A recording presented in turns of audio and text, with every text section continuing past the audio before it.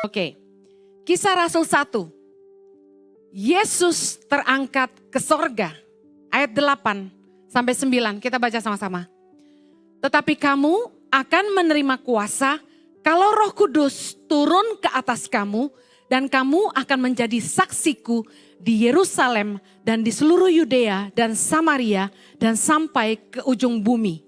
Sesudah ia mengatakan demikian, terangkatlah ia disaksikan oleh mereka dan awan menutupnya dari pandangan mereka. Sebelum Yesus terangkat ke sorga, Yesus berkata kepada murid-muridnya, Roh Kudus akan turun ke atas kamu dan kamu akan menjadi saksiku. Kamu akan menerima kuasa untuk menjadi saksiku. Saya percaya bahwa di dalam hidup setiap orang percaya, kita yang hari ini percaya kepada Kristus, Tuhan telah mengaruniakan Roh Kudus di dalam hati kita. Amen. Tuhan telah memberikan rohnya di dalam batin kita. Bapak saudara yang yakin hari ini bahwa engkau punya roh Allah di dalam hidupmu. Anda yang tidak yakin bahwa Anda sudah dipenuhi Roh Kudus, Anda harus memintanya kepada Tuhan. Karena Yesus berkata, Tuhan akan memberikan kepada mereka yang meminta kepadanya. Berdoalah dan minta supaya Tuhan mengaruniakan rohnya di dalam hidupmu. Di dalam 2 Korintus 2 ayat 14, dikatakan begini, tetapi syukur bagi Allah yang dalam Kristus selalu membawa kami di jalan kemenangannya. Dengan perantaraan kami, ia menyebarkan keharuman pengenalan akan dia di mana-mana. Sebab bagi Allah, kami adalah bau yang harum dari Kristus di tengah-tengah mereka yang diselamatkan dan di antara mereka yang binasa. Saya percaya alasan kenapa Yesus selama ada di bumi dan di dalam pelayanannya 3,5 tahun kurang lebih di bumi ini, Yesus fokus bukan cari pengikut, tapi Yesus fokus cari murid. Pertama kali Yesus keluar untuk pergi pelayanan, yang dia lakukan adalah memanggil murid-muridnya. Yang mengerti katakan amin. Saya mengerti hari ini, kenapa murid lebih penting dari pengikut. Murid adalah orang-orang yang kita mentor secara konsisten. Kita mentransferkan pengetahuan, nilai-nilai, budaya, gaya hidup, semuanya kepada orang yang kita muridkan. Tetapi follower adalah orang-orang yang mengikuti kita sesuka hati, datang dan pergi. Di dalam pelayanan Yesus, dia fokus memuridkan. Karena itu saya yakin pemuritan, discipleship merupakan hal yang paling penting di dalam sebuah gereja. Karena itu, waktu kami disuruh Tuhan memulai gereja ICI, saya mengambil keputusan tidak lagi khotbah keliling. Kenapa? Kalau saya menjadi pengkhotbah keliling, saya tidak bisa diam di tempat. Saya diundang ke sana sini, setiap hari sibuk. Tapi kalau saya mau memuridkan, saya harus memberikan hidup saya, memberikan waktu saya untuk duduk, mengajar, merenung firman, dan berbagi hidup dengan orang-orang yang saya muridkan. Karena itulah saya memilih untuk tidak lagi khotbah keliling. Tapi sehari-harinya saya dan Pastor Jojo memberi waktu kami untuk memuridkan. Kami punya jadwal memuridkan, namanya mentoring, dengan leader-leader yang berbeda setiap hari. Minimal 4-6 couple ketemu kami setiap minggu. Dan saya memberikan waktu saya untuk bertemu dengan member-member Impact Family, Komsel ICI.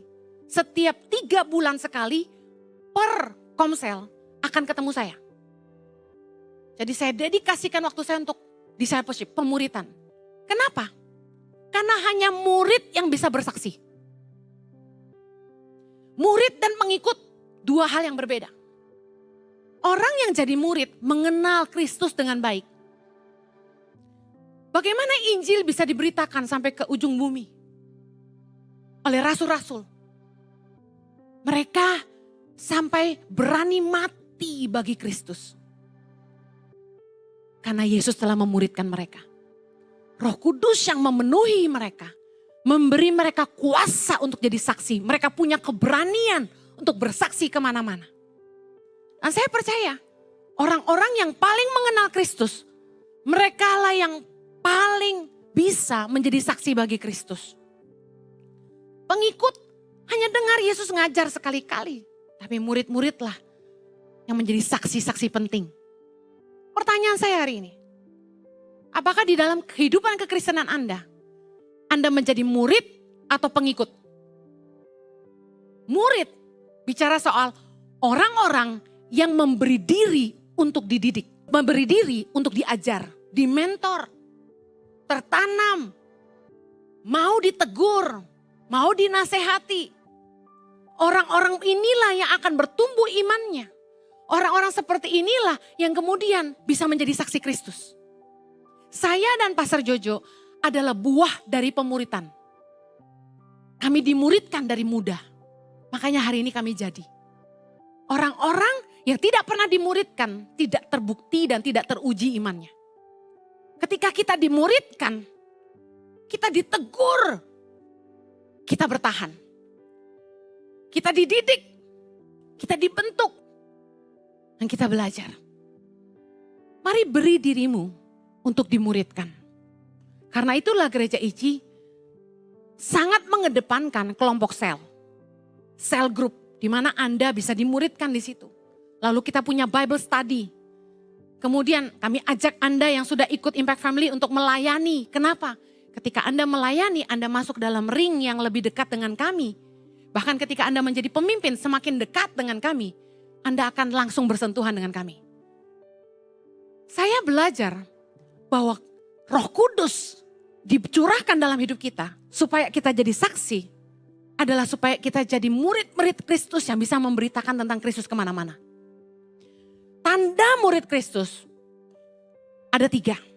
Yesus mengajarkan dalam gospel ada 3 tanda murid Kristus.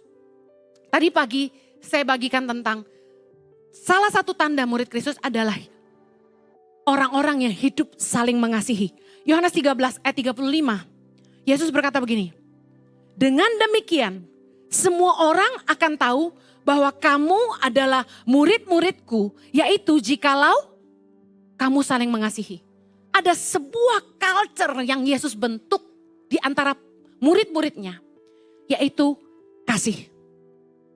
Kita bisa bedain orang Kristen yang murid Kristus sama bukan murid Kristus. Yang benar-benar murid Kristus pasti hidupnya penuh kasih. Tapi kalau ada yang ngaku Kristen tapi tidak punya kasih, itu cuma follower, bukan murid. Bukankah banyak orang Kristen yang tidak punya kasih? Saya aja sampai geleng-geleng kadang-kadang. Bagaimana Anda bisa membuktikan Anda punya kasih? Saya kasih tahu. Waktu orang menyakiti saudara. Waktu orang mengecewakan saudara. Waktu orang membalas kebaikanmu dengan kejahatan. Waktu orang tidak menghargai kamu. Waktu kamu difitnah. Waktu kamu diomongin segala yang jahat. Kalau kamu punya kasih, kamu mampu mengampuni. Kalau kamu punya kasih, kamu tidak balas jahat dengan jahat. Kalau kamu punya kasih, kamu mampu memberikan kesempatan buat orang. Orang yang punya budaya kasih, inilah tanda murid Yesus. Amen. Karena Yesus adalah kasih bagi dunia ini. Saya akan lanjutkan tanda murid Yesus yang kedua. Yohanes 15 ayat ke-8. Kita baca sama-sama. Dalam hal inilah Bapakku dipermuliakan. Yaitu jika kamu berbuah banyak dan dengan demikian kamu adalah murid-muridku. Tanda murid Kristus yang kedua adalah hidup berbuah. Katakan hidup berbuah. Apa artinya hidup berbuah? Orang yang hidupnya berbuah, dia tidak hidup bagi dirinya sendiri. Orang yang hidupnya berbuah, dia hidupnya jadi berkat dan hidupnya bermanfaat. Katakan amin. Anda pernah lihat buah sebuah pohon makan buahnya sendiri? Tidak ada. Sebuah pohon berbuah untuk dinikmati orang lain. Amen. Orang yang hidupnya berbuah, artinya dia tidak hidup hanya untuk diri sendiri. Hidupnya bermanfaat bagi orang lain. Hidupnya jadi berkat buat orang lain. Titus 3 ayat 14 menegaskan. Dan biarlah orang-orang kita juga belajar melakukan pekerjaan yang baik. Katakan pekerjaan yang baik. Untuk dapat memenuhi keperluan hidup yang pokok. Supaya apa? Hidup mereka jangan tidak berbuah. Katakan jangan sampai hidup saya tidak berbuah. Kalau Anda perhatikan ayat ini. Ayat ini bicara gini. Orang itu kalau hidupnya jadi beban buat orang lain. Artinya dia tidak berbuah. Hidup orang yang berbuah. Dia hidupnya jadi berkat bukan jadi beban. Katakan amin. Dia jadi teladan bukan jadi batu sandungan. Katakan amin. Sebagai saksi atau murid Kristus. Pastikan hidup kita itu tidak jadi beban. Hidup kita tidak jadi batu sandungan. Tapi karya-karya kita mempermuliakan Tuhan. Salah satu tanda hidupmu jadi berkat. Adalah kamu disukai orang. Dalam Kisah Rasul 2. Di mana jemaat mula-mula dikatakan dalam ayat yang ke-47. Dan mereka disukai semua orang. Kalau kita baca ayat sebelumnya. Gaya hidup kasih ini terpancar dari jemaat mula-mula. Di mana mereka tidak mementingkan diri sendiri. Mereka saling berbagi. Mereka memecahkan roti secara bergilir dari rumah ke rumah. Sampai ada yang menjual harta miliknya supaya bisa dibagi-bagi ke semua orang. Sesuai dengan kebutuhan mereka. Bahkan gini, mereka dikatakan berbagi dengan tulus hati, dengan gembira. Dan mereka disukai semua orang. Saya yakin dalam hidup kita tidak bisa menyenangkan semua orang. Amin. Sebaik-baiknya kita pasti ada yang gak suka sama kita. Tapi maksud firman Tuhan ini adalah gini. Kalau hidupmu tuh jadi berkat, kamu pasti disukai orang. Orang yang hidupnya jadi beban, jadi batu sandungan, itu biasanya orang gerah deket-deket dia. Contoh, Anda mau ngecek hidupmu sudah jadi berkat atau belum di rumah adalah gampang. Waktu kamu pulang ke rumah, kamu disambut atau tidak? Kamu diinginkan atau tidak? Waktu kamu pergi, anak istrimu bahagia atau sedih? Waktu istri pergi keluar kota untuk healing, suami sama anak berat atau sukacita? Pak, mama mau ke Bali ya sama ibu-ibu arisan. Hore katanya. Ngapain mah? Healing. Terus suami bilang gini, gak apa-apa, ini kartu kredit, silakan jalan-jalan. Puaskan. Berapa lama? Cuma 4 hari Pak. Oh seminggu juga gak apa-apa. Kalau suamimu sampai ngomong gitu, ciloko.